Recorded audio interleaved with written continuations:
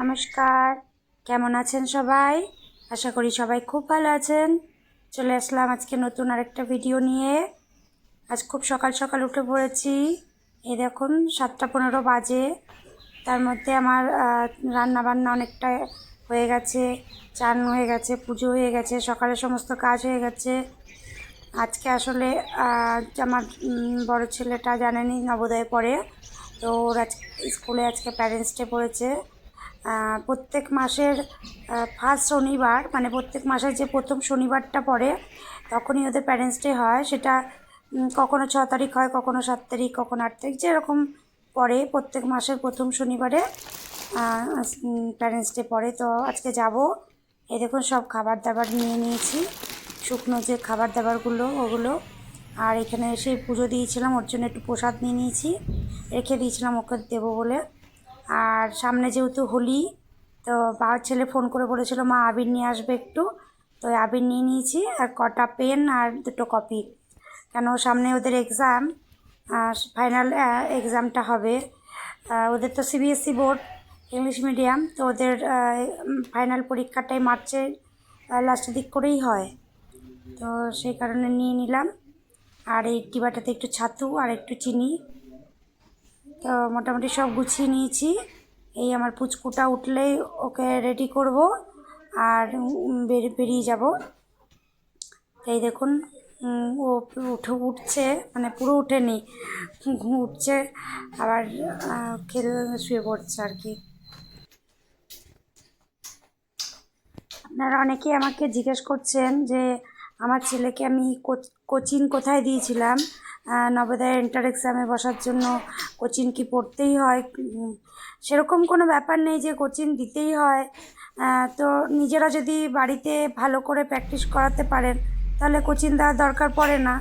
কিন্তু যদি বাড়িতে সেভাবে দেখানোর লোক না থাকে তাহলে আমার মনে হয় একটা গাইড অবশ্যই দরকার। তো আমার ছেলেকে কি আমরা বাড়িতে সমস্তটা দেখাতাম, শিখিয়েছি। আমার ছোট ভাই ও ম্যাথটা খুব ভালো করে দেখিয়ে দিত। তবুও আমার ছোট ভাই জব পেয়ে গেছে, তাই ও বাইরে চলে গেছে। তো সেই কারণে আমাকে একটা ম্যাথের টিচার ওকে আলাদা করে দিতে হয়েছিল। তো ম্যাথের জন্য আলাদা একটা টিচার দিয়েছিলাম, উনি একটু দেখিয়েও দিত। তো এই 8-9 মাস বোধহয় ও পড়েছিল। তো তারপরে ও পরীক্ষা হয়েছে, পাস করে গেছে। আপনারা চাইলে নিজেরাও বাড়িতে বই কিনেও প্র্যাকটিস করাতে পারেন বা টিউশন দিতে পারেন। অঙ্কটা খুব ভালো করে জানলে বাকি মেন্টাল এবিলিটি আর বাংলার যে রিজনিং মানে যেগুলো থাকে ওগুলো পেরে যায়। ম্যাথটা একটু বেশি টাফ লাগে ওদের কাছে। তো আপনারা চাইলে কোচিং দিতেই পারেন, আর না দিতে চাইলে আপনারা কিন্তু বাড়িতে ওই গাইড বুকগুলো কিনে প্র্যাকটিস করাতে পারেন, তাহলেই আশা করি পাস করে যাবে। আমার মা চলে এসছে, মা ওকে ডাকছে ভাইটু ভাইটু বলে।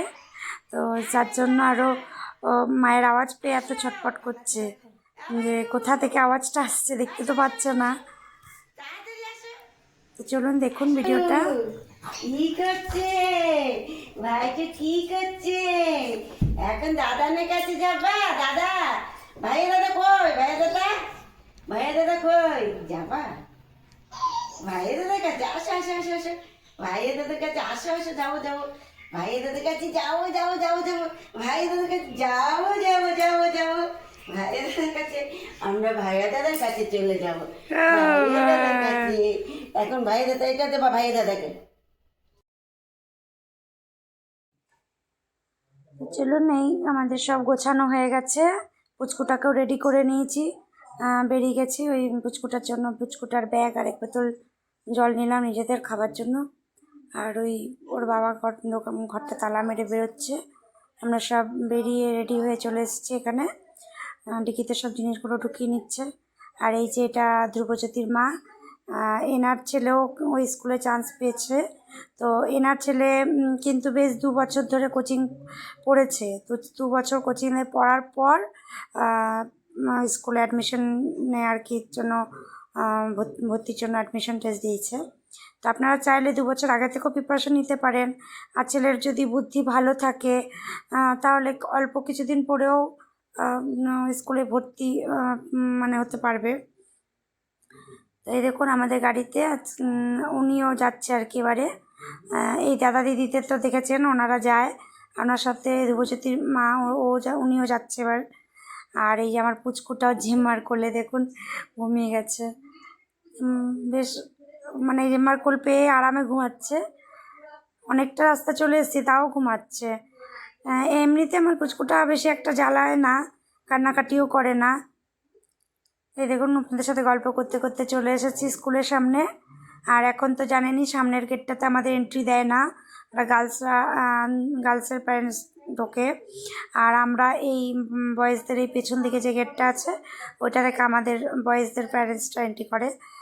তো যাই হোক দেখুন, ওই দেখুন আমার ছেলে দাঁড়িয়ে আছে, ও এখনও দেখতে পাইনি যে আমরা চলে এসেছি, দেখে নিয়েছে। তো এই যে যাচ্ছে, এটা ধ্রুবজ্যোতির ভাই। সবাই অপেক্ষা করে, মানে সব বাচ্চারা অপেক্ষা করে যে কখন তার বাবা মারা আসে। হ্যাঁ, মানে যেদিন প্যারেন্টস ডে সেদিন মানে ওদের সকাল থেকে মানে স্কুলের গেটের কাছে এসেই দাঁড়িয়ে থাকে, মানে কোনো কাজ নাই, শুধু কখন আসবে প্যারেন্টসরা। সব বাচ্চারাই তাই করে। এই যে আমার বাবানকে ধরিয়ে দিল যে মা পুচকু ভাইকে ওর। তো এখন তো আপনারা জানার নেই যে ফোন নিয়ে ভিতরে অ্যালাউ করে না, ঢুকতে দেয় না, ফোনটা এখানে জমা করে দিতে হবে। তাই ভিডিওটা এখন আর করে উঠতে পারবো না, আবার যাওয়ার সময় দেখাবো। তো দেখুন, দেখতে থাকুন, সঙ্গে থাকুন। ভালো লাগলে অবশ্যই একটা লাইক করবেন। আরও কিছু জানার থাকলে আপনারা কমেন্টে জিজ্ঞেস করবেন, আমি চেষ্টা করব সেটা আপনাদেরকে জানানোর বা দেখানোর, আপনাদের উত্তর দেওয়ার চেষ্টা করব। প্যারেন্টস ডেতে এখন ফোন নিয়ে গার্জেনদের অ্যালাউ করে না।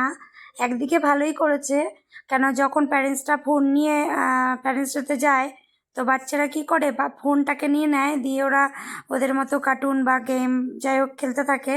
তো বাবা মার সাথে সেরকমভাবে গল্প কথা বলার টাইম পায় না। তাতে বাবা মারও একটু মন খারাপ হয়, আর ছেলেদেরও পরে আফসোস করে যে বাবা মার সাথে গল্প করতে পারলাম না। তারা কি পড়াশোনা করছে, কেমন কি করছে, এগুলোও তো জানা দরকার। তো যাই হোক, ভালো করেছে, এখন ফোন জমা নিয়ে নিচ্ছে। তাতে কি হয়, বাচ্চার সাথে বসলে বাবা মার সাথে বাচ্চা গল্প করে কথা বলে, তাতে এতে টাইমটা কেটে যায়। আর বাচ্চা কি করে সারাদিন, পড়াশুনো কেমন কি হয় সব জানা যায়। আর এর আগে কি হতো, ফোনটা নিয়ে যেতাম, ছেলে ফোন নিয়ে গেম খেলতে বসে যেত, আর গল্প করা কথাবার্তা সেরকম মানে গুরুত্ব দিত না। তো একদিকে ভালোই করেছে ফোনটা জমা নিয়ে। তো চলুন, আপনাদের সাথে গল্প করতে করতে সময়টা পার হয়ে গেল, দেখালাম। এবার তো বাড়ি যাওয়ার সময় হয়ে গেছে, এবার আমরা যাব, বাড়ি বেরিয়ে আসব। তো ছেলেকে দেখি, ছেলে একটা আইসক্রিম খাবে বলছে, ওই গেটে একটা আইসক্রিম কিনে দিই, দিয়ে আমরা বাড়ির উদ্দেশ্যে রওনা দেবো। আগে তাও ছেলেটার খুব মন খারাপ, মানে অত ছেলের না মন খারাপ হলেও আমাদের খুব মন খারাপ হতো, কিন্তু এখন ছেলে বড় হয়েছে, বুঝতে শিখে গেছে।